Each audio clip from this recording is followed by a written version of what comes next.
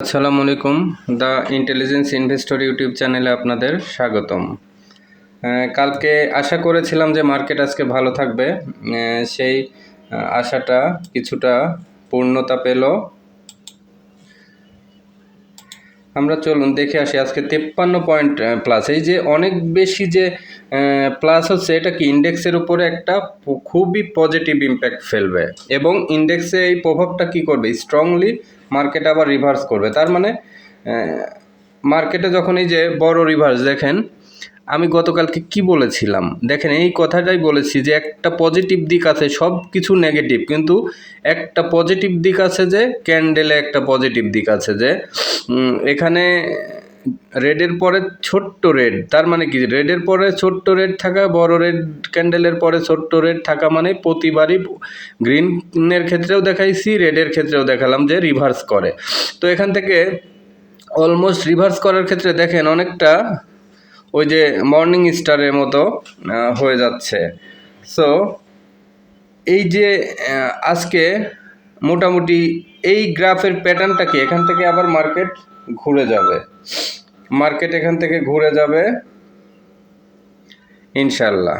তাহলে মার্কেটে আবার নতুন করে এখান থেকে একটা সুইং তৈরি হলো এবং এখান থেকে বিজনেস দিবে মার্কেট। কিন্তু আর আজকের যে গ্রাফ প্যাটার্ন অলরেডি দিয়ে ফেলছে, এই অবস্থায় যদি ক্লোজ করে দেখবেন মার্কেট আর পড়বে না, হয়তো আরেকদিন স্লো থাকবে, ওই যে একটা গ্রিন ক্যান্ডেলের পরে ছোট রেড, কিন্তু আলটিমেটলি এখান থেকে আবার আপ ট্রেন্ডে যাবে ইনশাল্লাহ। এটাই মার্কেটের সৌন্দর্য, যে একটু কারেকশন নিয়েছে মার্কেট, তো কারেকশন নিবেই, একটা না তো মার্কেট বাড়লে মার্কেটের আপনারও কেনার শেয়ার খুঁজে পাবেন না, আমরাও কেনার শেয়ার খুঁজে পাবো না। অনেক সময় ফান্ড ফ্রি থাকলেও দাম বেড়ে গেলে মনে হয় কোনটা কিনবো ইনডিসিশনে ভুগি। দেখেন একটু কারেকশন নেওয়াতে আপনারও পছন্দের অনেক শেয়ার কিন্তু প্রাইজে চলে আসছে, রেঞ্জে চলে আসছে, আপনিও কিনতে পারবেন, আমরাও কিনতে পারবো, সবাই কিনতে পারবে, কিনে সাহস পাবে। এই জন্য এইটুকু সামান্য একটু কারেকশন নেওয়াটা অনেক ভালো হয়েছে।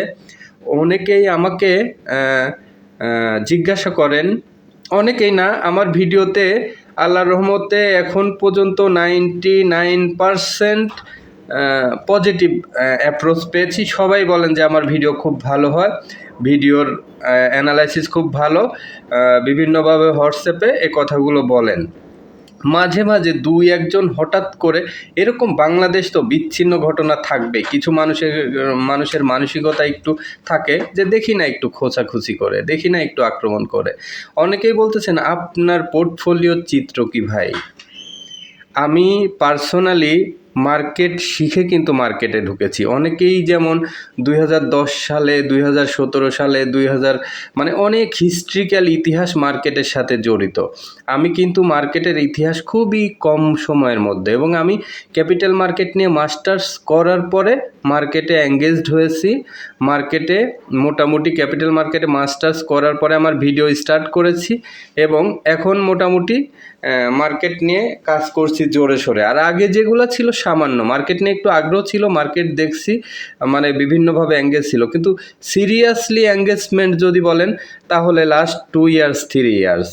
তো এর মধ্যে আসলে থাকে তো অনেকের ব্যক্তিগত অনেক লিমিটেশন থাকে, অনেকের হয়তো অনেক ফান্ড থাকে, টাকা থাকে, অনেক জায়গায় থেকে ম্যানেজ করার ক্যাপাসিটি থাকে।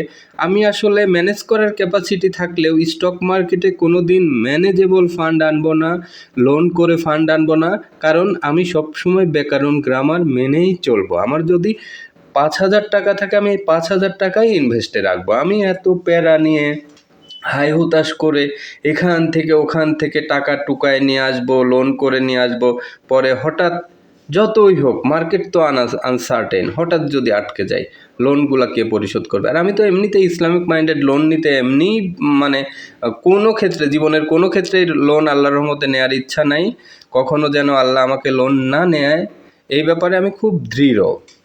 এক, দ্বিতীয় হচ্ছে যে অনেকেই বলেন পোর্টফোলিও, আমার তো নিজের পোর্টফোলিওই নাই, ফান্ডই নাই, আমি কি করব? আমার তো পোর্টফোলিওর অবস্থা খুবই খারাপ, মানে সামান্য ইনভেস্টমেন্ট, এখান থেকে আল্লাহর মধ্যে অল্প অল্প প্রফিট করতেছি, মানে পোর্টফোলিও বেতন থেকে প্রতি মাসে অল্প, তারপরে আপনাদের ট্রেনিং কোর্স থেকে নিজের কাজেও খরচ হয়ে যায়, বিভিন্ন পারপাসে খরচ হয়ে যায়।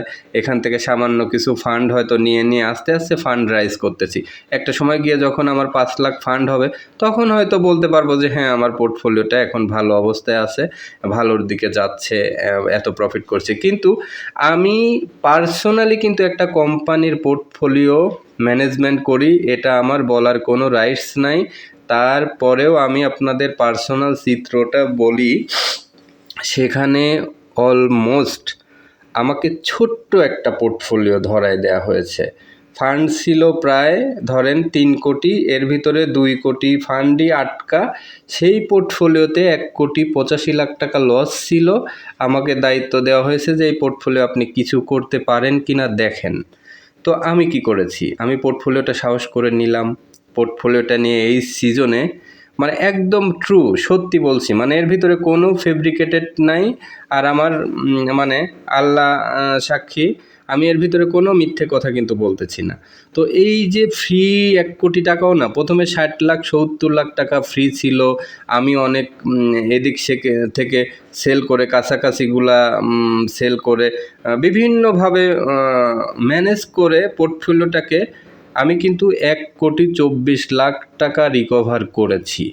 এবং সেই পোর্টফোলিওতে 18 লাখ টাকা রিয়েলাইজ গেইন করেছি, রিকভার করেছি 1,24,00,000 টাকা। তার মানে কি, আমি মাত্র 60-70 লাখ টাকার ফান্ড ফ্রি, সেটা দিয়ে অলমোস্ট 1,24,00,000 টাকা যে প্রফিট করালাম, মানে রিকভার করালাম। এই যে রিকভারটা কিন্তু এমনি হয়নি। অলমোস্ট যদি পার্সেন্টেজ দিয়ে ধরেন 200%, 150% আমি ধরতে পারি নাই, চাই না। আমি কিন্তু এই গত 3 মাসে অলমোস্ট 100% প্লাস প্রফিট করেছি।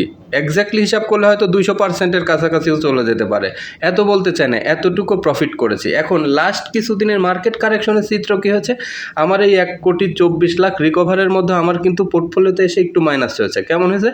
17 লাখ টাকা মাইনাস হয়েছে এই 3 দিনের। এটা আবার দেখবেন যে 1-2 দিনের ভিতরে আমার কিন্তু আবার রিকভার হবে। মার্কেট যখন পড়বে বড় পোর্টফোলিওতে মাইনাসও দ্রুত হয়, প্লাসও দ্রুত হয়। তো এই যে এই পর্যায়ে এসে কিন্তু আমি সবগুলা প্রফিট নিতে সামান্য একটু লস ছিল। এই হচ্ছে চিত্র। তো এই যে মার্কেট কারেকশনের সময় যে একটু লস হবে, আপনিও কিছু শেয়ারে আটকে যাবেন। আমি অনেক ফান্ড ফ্রি করলাম, অনেক সেফ জোনে নিলাম, যেমন ইবনে সিনা কিনেছি, মুন্নু অ্যাগ্রো কিনেছি, এমন সেফ জোনের অনেক শেয়ার কিনেছি। তারপরেও কিন্তু কিছু গতিশীল শেয়ারে আমি আটকে গেলাম। আটকে আপনিও যাবেন, আমিও যাব, সবাই যাবে। 30%, 40% ফান্ড আটকে যাবে, 50%, 60% আটকে যাবে। কিন্তু আটকে যাওয়া শেয়ারের লস কি পরিমাণ হচ্ছে, দ্যাটস দ্য ফ্যাক্ট। কতটুকু ফান্ড আপনি ফ্রি করতে পেরেছেন, দ্যাটস দ্য ফ্যাক্ট। যেমন আমার এখনও 30-40 লাখ টাকা কিন্তু যে কোনো সময় আমি ফান্ড ফ্রি করতে পারবো, কারণ ইবনে সিনা, মুন্নু অ্যাগ্রো এগুলো আমার কেনা দামে আছে, এগুলো লসে নেই। তাইলে একটা ভালো অপরচুনিটি পাইলে এগুলা থেকে আমি ফান্ড যে কোনো সময় অন্যদিকে ডাইভার্ট করাতে পারবো। এটাই চিত্র, রিয়েল চিত্রটা আপনাদের বললাম। এখন এই যে মার্কেট কারেকশনের সময় আপনারা যেভাবে হতাশ হয়ে যাচ্ছেন, আমি কিন্তু সুন্দর মতো মার্কেটটাকে শিখতেছি, মানে কোথায় কতটুকু কারেকশন নিতে পারে, এই পড়ার সময় কি আচরণ মার্কেট করে, আমাদের কোথায় ভুল হয়েছে, কোথাও ভুল হয়েছে কি না। তো মোটা দাগে ভুল কিন্তু চোখে পড়ে না। এটা হচ্ছে যে মার্কেটের কারেকশনের একটা স্ট্র্যাটেজি। আর আপনি দায়িত্বশীল ইনভেস্টর হতে গেলে সব শেয়ার বেচতেও পারবেন না। দায়িত্বশীল ইনভেস্টররা কখনো সব শেয়ার সেল করে না। আমি ইচ্ছে করলেই পুরো ফান্ড ফ্রি করে রাখতে পারতাম, জানতাম যে মার্কেট এখান থেকে কিছুটা হলেও কারেকশন হবে, কিন্তু আলটিমেটলি পুরো পোর্টফোলিও যখন আপনি সেল করে দিবেন, তখন আপনার 17 লাখ টাকা রিয়েলাইজ লস হবে। যখন ধরেন আমার যদি হতো, তখন এই লসটা কিন্তু আবার রিকভার করতে অনেক সময় লাগে। বাট পোর্টফোলিওতে থাকলে সেটা একটা সময় দেখা গেল যে হঠাৎ করে একটা শেয়ার টানলো, আমার একটা প্রফিট নিয়েছি, যেটা টান শুরু হবে তখন এই ফান্ডটা নিয়ে ওখানে রাখলে টানের উপরে ডাবল প্রফিট হবে। ধরেন সে একটা এক্সাম্পল দিই, সিপাল 39 টাকা আছে, কোনো কারণে যদি আমার মনে হয় যে সিপাল আজ থেকে টান শুরু করলো, 41 টাকায় কিনলাম, অন্যদিকের আরও 20 লাখ ফান্ড এনে সিপালে রাখলাম, এবার সিপাল 45-এ গেল, তাইলে আমার ওই 20 লাখ টাকাও বাড়লো 10%, এই 20 লাখ টাকারও 10%, তাইলে কি আমার কিন্তু তখন রিকভারটা দ্রুত হয়ে গেল, প্রফিটও পাইলাম উল্টা। এভাবে বিভিন্নভাবে আসলে চিন্তা করতে হয়। চলুন, অনেক কথা বললাম পার্সোনাল, এবার চলে যাই সকালের ভিডিওতে। সকালে টাইম নষ্ট করা ঠিক না। মার্কেটটা নিয়ে আলহামদুলিল্লাহ আজকে আমি হ্যাপি। এই যে আস্তে আস্তে রিকভার করে এই যে এই পর্যন্ত যদি এই রেড কভার পর্যন্ত যদি আসে তাহলে মার্কেট খুবই পজিটিভ। আজকে বেশি পয়েন্ট বাড়ুক, যত বেশি পয়েন্ট বাড়বে গ্রাফ তত শক্তিশালী হবে।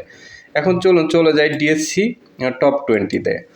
দেখেন আমার পোর্টফোলিওতে আমি কিন্তু ঘোরায় ফিরায় শেয়ার কিনি বলতে কি, দেখেন আমার পোর্টফোলিওতে এইখানে এই 4টার ভিতরে কোন শেয়ারটি আছে? এমএল ডাইং আছে অল্প পরিমাণ, ফার কেমিক্যাল আছে অল্প পরিমাণ। কেন আছে? দেশবন্ধু নেই, ডিএসএসএল কিন্তু আছে। মোটামুটি ডিএসএসএল গতকাল থেকে কেনা শুরু করেছি। বিডি থাইটা কেনার ইচ্ছা ছিল বাট কিনি নাই, নতুন করে কিনতে যাচ্ছি না। নতুন করে কিনলে ডিএসএসএলটাই কিনবো। এরপরে এর মধ্যে কোন শেয়ার আছে? এর মধ্যে সাপোর্ট কেনার ইচ্ছা আছে বাট 54-50 পার হলে, এর আগে না। টেকনোড্রাগ আছে আমার কাছে। এই শার্প ইন্ডাস্ট্রিজ তো প্রফিট টেক করে ফেলেছি। এই যে খারাপ সময় দেখেন আজকে আমার একটা শেয়ার কিন্তু হল্টেড হলো। এই ফান্ডটা আমার ফ্রি হবে এবং প্রফিট দিয়ে যাবে। এই যে ডাইভার্সিফিকেশন, পোর্টফোলিও বিভিন্নভাবে ডাইভার্সিফাই করলে যেটা হয়, অনেকগুলা স্টকস ঘুরে ফিরে অল্প অল্প করেও কিনলে হয় কি, আমার কাছে আছে খুবই কম, ধরেন 5,000 শেয়ার মাত্র আছে। তো 5,000 শেয়ারেও আজকে কিন্তু অলমোস্ট 5,000 টাকা প্রফিট দেখাচ্ছে। 1 টাকা প্রফিট হয়েছে না 1.5 টাকা প্রফিট হলো। তো এই যে প্রফিটটা হলো, প্রফিটের পিছনে ব্যাকগ্রাউন্ড সিনারি, বিহাইন্ড সিনারি কি, আমি কিন্তু এর আগে আপনাদের ফার ক্যাম একদিন কিনতে বলেছিলাম। দেখেন আমি ফার ক্যামটায় যাই, কোন দিন কিনতে বলেছি আপনাদের সেটা দেখায় আসি। এই যে এইখান থেকে যখন এই দিন কন্টিনিউশন প্যাটার্নে চলে গেল, এই দিন কিন্তু আমি আপনাদের কিনতে বলেছিলাম। আমি আরও লেটে কিনেছি, আমি হয়তো এইখানে কিনেছি, এখানে না কোথায় কিনেছি, একটু দেরি করে কিনেছি আর কি। মনে হয় আজকে আর একটু বেশি প্রফিটটা আমার হিসাব করা হয়নি। আমি এই লেভেলটা কিনেছি, এই 2টা গ্রাফ যখন কনফার্ম করেছে তখন আমি কিনেছি। তো আজকে কি হয়েছে, আলটিমেটলি শেয়ারটি হল্টেড কিন্তু। দেখেন আজকে চার্টটা দেখে আসি। দেখেন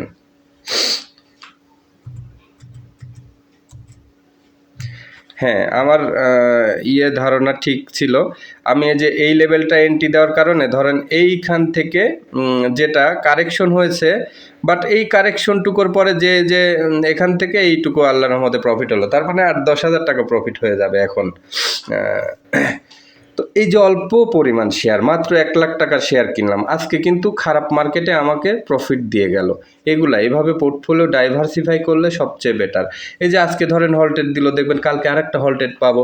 ব্যাক টু ব্যাক যখন 20,000 টাকায় খারাপ মার্কেটে প্রফিট হবে, আমার 1 লাখ টাকাও ফ্রি হবে, তখন এইটাকে কিন্তু আমি আরেকটা জোনে দিতে পারবো। একটা মিউচুয়াল ফান্ডের কথা আপনাদের বারবার বলেছি। দেখেন আজকে কিন্তু মিউচুয়াল ফান্ডের কথা গতকালকেই বলেছি যে কালকে মিউচুয়াল ফান্ড আবার আপ ট্রেন্ডে যেতে পারে, 1-2 দিন কারেকশন থাকবে, এরপরে আবার বাড়বে। আমার কথার মিল পান তো? মোটামুটি 90-80% মিল পান। আর মার্কেট খারাপের সময় এটা আমাদেরও মিচিং হবে। আপনাদের পৃথিবীতে এমন কোনো কেউ নাই যাদের মার্কেট খারাপের সময় তথ্য মিসিং হবে না, কারণ মার্কেট কন্ট্রোল করার তো আমাদের সাধ্য নেই। আমরা বড়জোর মার্কেটের স্টেপ কাউন্ট করি, মার্কেটের ব্রেথ ধরার চেষ্টা করি, মার্কেটের নিঃশ্বাস ধরি, মার্কেটের কি করি, মার্কেটকে রিড করার চেষ্টা করি, প্রেডিকশন করি, ফরকাস্ট করি।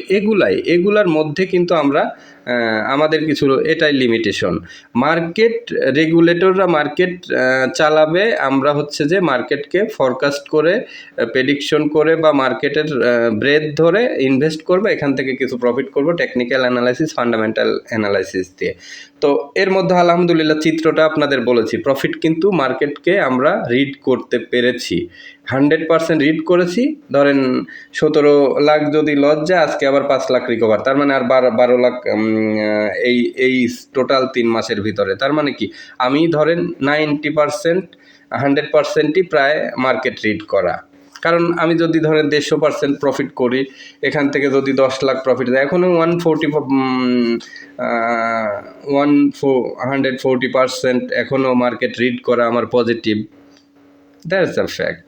সো আপনারা কেন মার্কেট নিয়ে এত হতাশ থাকেন, একজন প্রতিদিন শেয়ার বাই সেল করতেছেন, প্রতিদিন হতাশ হন, আহা মার্কেটটা পড়ে গেল, আহা আমার শেয়ারটা, আমার পোর্টফোলিওর এই বাজে অবস্থা, প্রতিদিন এত অস্থির হলে আপনার ঘুম নষ্ট হবে, আপনার ইনভেস্টমেন্ট এলোমেলো হবে, আপনার সমস্ত কিছু এলোমেলো হবে। আপনার ইনভেস্টমেন্টকে গুছায়ে ইনভেস্ট করতে গেলে আপনাকে খুব শান্ত মেজাজে কুল থেকে পড়াটাকেও এনজয় করতে হবে, বাড়াটাকেও এনজয় করতে হবে। ওই যে আমি বলেছিলাম কিছু ফান্ড ফ্রি করেন, পড়াটাকে এনজয় করবেন। আমি তাই করেছি। আমি গতকালকে আমার কিছু ফান্ড ছিল, ডিএসএসএল নিলাম, মানে মোটামুটি ফান্ড ফ্রি করে রাখছিলাম। আমার কিন্তু মনে হচ্ছিল যে রেঞ্জে পাইলে পড়ুক, যে কোনো শেয়ার আমি কিনবো। আমি কিন্তু শান্ত মেজাজে আসে, আমার এখানে কোনো অস্থিরতা মার্কেট নিয়ে নেই। আমি যেমন পড়াটাকেও এনজয় করি, বাড়াটাকেও এনজয় করি। হ্যাঁ, যখন বেশি কারেকশন হয়, 2 মাস 3 মাস মার্কেট খারাপ থাকে, তখন একটু মন আমাদেরও বিষণ্ণ হয়ে যায়, তখন আর কিছুই ভাল লাগে না। তখন দেখতেছি খাইতে ভাল লাগতেছে না, কারোর সাথে কথা বলতে ভাল লাগতেছে না, কোনো কিছু করলে কেন জানি, মানে মার্কেট নিয়ে না, এমনি কেন জানি থাকে না একটা ভালো লাগার ব্যাপার। ওই ভালো লাগার ব্যাপারটা লং টাইম মার্কেট খারাপ থাকলে থাকে না, কিন্তু 2-3 দিন 5 দিনের কারেকশনগুলোকে আমরা এনজয় করি, ভালো লাগে। এই যে এখানে ধরেন একটা কারেকশন বাড়লো, এখানে একটা অবস্থান, এখান থেকে আবার এই যে দেখেন ফার কেমিক্যাল, কি অসাধারণ একটা ইয়ে। তো আমি 5,000 ট্রেড করেছি, আমি এখান থেকে 10,000 20,000 কিনতে পারতাম না, কিনে আমি চিন্তা করতেছি শেয়ারটা বাড়ছে, বাড়ার পরে যেহেতু এন্ট্রি নিছি, অল্প করে অন্তত এন্ট্রি নিয়ে রাখি, এই যে কাজে লেগে গেছে। ধরেন এভাবেই কাজে লাগাইতে হবে। এরপরে চলুন আপনাদের এখন যেটা কেনার সাজেশন দিচ্ছি সেটা হচ্ছে ডিএসএসএল। ডিএসএসএলটা গতকালকে বলেছি, এখন কিন্তু কেনার হাই টাইম। এদের 14.30 চলে, 14.40 পার হয়ে গেলেই একটা রেঞ্জ কভার দিয়ে উপরে চলে যাবে, এবং দেখবেন যে খুব দ্রুত 20-30% মিনিমাম 3 দিন ধরেন, 3 8টা 24% প্রফিট পাবেন। মানে 3 দিন টানা না, 1 সপ্তাহ 15 দিনের ভিতরে আপনারা 17-18 টাকা পাবেন। এই শেয়ারটা 17 টাকাই পাবেন ধরেন, তাহলে 3 টাকা 14 টাকা শেয়ার, 3 টাকা প্রফিট পাইলে অলমোস্ট 3 7 21, মানে 7 দোকানো 14, 3 7 21 না 6 3 8, মানে ওই তো 20-25%-এর কাছাকাছি আপনারা প্রফিট পাবেন। তো এই শেয়ারটিকে একটু বেশি সাজেস্ট করলাম, ডিএসএসএলটাকে টার্গেট করেন। আর আজকে আর কোনো শেয়ার টপ 10-এ যাই, চলুন দেখে আসি। আর আপনারা যারা আমার কোর্স করতে চান, কোর্স করে ফেলেন, আপনাদের কোর্সটা সার্বজনীন, সারা জীবন কাজে দিবে। আমি তো মনে করি যে এই আমার সাবস্ক্রাইবার 3,000 আছে, 3,000 জনেরই কোর্স করা উচিত। কেন করা উচিত? সামনের দিনে মার্কেট গেমলার এদের পাত্তা থাকবে না। টেকনিক্যাল অ্যানালিসিসে যে যত এক্সপার্ট, ফান্ডামেন্টাল অ্যানালাইসিসে যে যত এক্সপার্ট, তারা ভালো করবে। T+1 T+0 আসলে আপনাকে টেকনিক্যাল অ্যানালাইসিস বুঝতেই হবে, অথবা ভালো এক্সপার্টের আন্ডারে পোর্টফোলিও ম্যানেজমেন্ট করে নিতে হবে। এই যে আমি কোম্পানির পোর্টফোলিও ম্যানেজমেন্ট করলাম, এত ভালো করলাম, আপনারা আমাকে পোর্টফোলিও ম্যানেজমেন্ট করতে দিতে পারেন। উদ্দেশ্য তো টাকা ইনকাম করা, তাহলে আপনি নিজে ইনভেস্ট করে নিজে অস্থির থেকে টাকাও ইনকাম করতে পারতেছেন না, টেনশনও করতেছেন, তাহলে পোর্টফোলিওটা দিয়ে দেন। কোনো দিকেই না গেলে কেমনে হবে? যে কোনো একদিকে আপনাদের ড্রাইভ দিতে হবে, সুইচ করতে হবে। এরপরে চলুন টপ 20-তে আর কোনোটা আছে যে এমএল ডাইংটা বলেছি 20 টাকা, অনেক আগে 20 টাকা ফরকাস্ট করে রেখেছিলাম। দেখেন এমএল ডাইংটা 20 টাকা হয়ে গেল অলমোস্ট।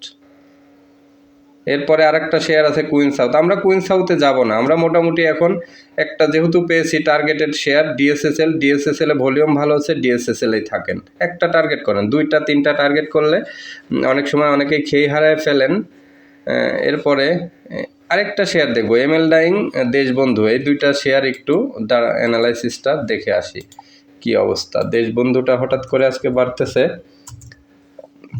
এই যে এই রেঞ্জটাকে পার করে হঠাৎ করে বাড়া শুরু হলো। এই যে এখানেও পজিটিভ, তার মানে কি দেশবন্ধুতে স্মার্ট মানি আজকে ঢুকে গেল। কিন্তু এরপরে গতকালকে ঢুকেছিল আমরাটেক, দেখি তো আজকে আমরাটেক আজকে হয়তো স্লো থাকতে পারে। এই যে একটা গ্রিন ক্যান্ডেলের পরে রেড ক্যান্ডেল, এটাই তো কেনার উত্তম সময়। এই যে গ্রিন ক্যান্ডেলের পরে রেড ক্যান্ডেল, মানে আজকে ফুল কেনার সুযোগ দিল, কালকে দেখবেন যে আরেকটা গ্রিন ক্যান্ডেল দেওয়ার, মার্কেট ভালো থাকলে গ্রিন ক্যান্ডেল দেওয়ার একদমই স্ট্রং সম্ভাবনা। আর মার্কেট যদি পড়ে সেই ক্ষেত্রে আবার উল্টো চিত্র হতে পারে, কিন্তু মার্কেট স্ট্রেংথ ঠিক থাকলে যে এগুলো হচ্ছে পারফেক্ট টাইম আমরাটেক। এরপরে চলুন এমএল ডাইংটা দেখে আসি। এমএল ডাইংটা তো প্রতিদিন বাড়তেছে, মানে কি যে নাইস একটা শেয়ার ছিল। এখনও আমি অল্প কিছু হোল্ড করতেছি। এখন মনে হচ্ছে যে বেশি করে কিনলে ভালো হতো step by step, but market বিভিন্নভাবে ডাইনামিক, বিভিন্ন দিকে চেঞ্জ হতে এটার দিকে আমার তো এই ধরনের শেয়ারেই বেশি নজর থাকে। বাট এই শেয়ারটা কেন জানি একটু কম নজর দেওয়া হয়ে গেছিলো, এই জন্য কম শেয়ার কিনছি। একটু বেশি কিনলে ভালো হতো, এটার দিকে নজর থাকলে সবচেয়ে বেশি ভালো হতো। এরপরে চলুন আরেকটা সাশা ডেনিম দেখে আসি। সাশা ডেনিমটাও বাড়তেছে। সাশা ডেনিমে যে ছোট্ট কারেকশন নিচ্ছে, এই কারেকশনের পরে আবার বাড়বে এগুলা। তো এখন মোটামুটি মোটা দাগে আপনাদের 2-3টা শেয়ার ভালো দেখালাম। এর মধ্যে আপনারা ডিএসএসএলটা নিয়েই থাকেন, আর মিউচুয়াল ফান্ড অবশ্যই নেবেন। মিউচুয়াল ফান্ড দেখেন, ট্রাস্টটা আমি জোর দিয়েছিলাম আপনাদের, ট্রাস্ট মিউচুয়াল ফান্ড কী হয়েছে, এখানে 2 দিন কারেকশন নিয়েছে, আজকে আবার রিভার্স করলো। এখান থেকে কি করবে, আবার এখান থেকে বেড়ে আবার হায়ার হাই তৈরি করবে। সো এইসব রেঞ্জে ট্রাস্ট মিউচুয়াল ফান্ড নিলে বেটার। মিউচুয়াল ফান্ডের ভিতরে সিলেক্ট করলে ট্রাস্ট মিউচুয়াল ফান্ড নেবেন, আর একটা হচ্ছে যে আইএফআইসি মিউচুয়াল ফান্ড, এই দুইটাই। সামনে কিন্তু মিউচুয়াল ফান্ডে সুদিন, যে যেভাবেই চিন্তা করেন। অনেকেই বলতেছেন যে গত দিনে মিউচুয়াল ফান্ড কিনতে বলা দেখে একজন কমেন্ট করলেন যে যারা সেল করতেছে ওরা কি গাঁজা খেয়ে সেল করতেছে নাকি। হ্যাঁ, অনেকেই এই যে অনেকের ফিলোসফি একই জায়গায় দেখবেন, এখানে যেমন সেলার থাকে এখানেও বায়ার থাকে, না হলে এগুলো সেল করলো কার কাছে। এখানেও যেমন বায়ার থাকে এখানেও সেলার থাকে। তা কিন্তু ব্যাপার হচ্ছে কোনো সেলার লুজার হচ্ছে, কোনো সেলার গেইনার হচ্ছে। এখন এই যে এখানে যারা কালেকশন করেছে ওরা তো স্বাভাবিকভাবে মনে করবে যে আমার 1.5 টাকা প্রফিট, অলমোস্ট 40% প্রফিট, তারা কি শেয়ার পালবে না। আপনি যেহেতু কালেকশন করেন নাই, তার মানে কি আপনার ট্রেন্ডে মোমেন্টামের সময় কিনতে হচ্ছে। সো এক একজনের ফিলোসফি এক এক রকম। আমি তো গোছানোর সময় এক ধরনের, মোমেন্টামের সময় এক ধরনের। তো আমি তো মোমেন্টাম শেয়ার কিনি, তাইলে আমাকে মোমেন্টামের সময় কিনতে হচ্ছে কিছু শেয়ার।